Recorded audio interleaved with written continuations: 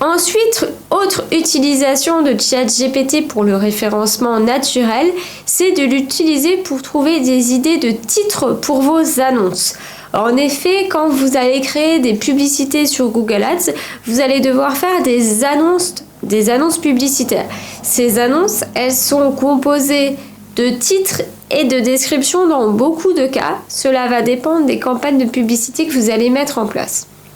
Ces annonces et ces descriptions, il va falloir les créer et les donner à Google Ads. Parfois, Google Ads peut vous donner quelques idées, mais parfois ce n'est pas le cas. Donc, il faut vraiment que ça sorte de votre esprit, de votre créativité et de votre cerveau. Mais parfois, encore une nouvelle fois, on a un peu le syndrome de la page blanche, on n'a peut-être pas d'idées, ou bien on a tellement fait d'annonces qu'on n'a plus d'idées, donc on demande à ChatGPT. Donc là, vous voyez que je reprends le contexte d'être consultante en ressources humaines. Donc, si vous êtes dans le même contexte d'entreprise, vous pouvez tout à fait rester dans la même conversation. C'est juste que vous allez lui demander une autre action.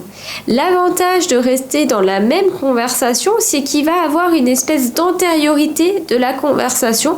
Et donc, vous n'avez pas besoin de lui redonner tout le contexte possible pour votre entreprise. Donc, n'hésitez pas, si vous êtes parlé de la même entreprise, de la même cible, à rester dans la même conversation pour que ChatGPT il ait une antériorité d'information. Donc là, on retrouve un peu le contexte, on retrouve le rôle et je lui dis, je souhaite faire des campagnes de publicité sur Google Ads sur les mots-clés ci-dessous. Et je lui donne une liste de mots-clés puisque j'ai déjà ma liste de mots-clés, soit qu'il m'a fait précédemment, soit que j'avais réussi à trouver toute seule. Et donc, je lui donne une liste de mots-clés et là, le but, son objectif à lui, ça va être de créer mes titres.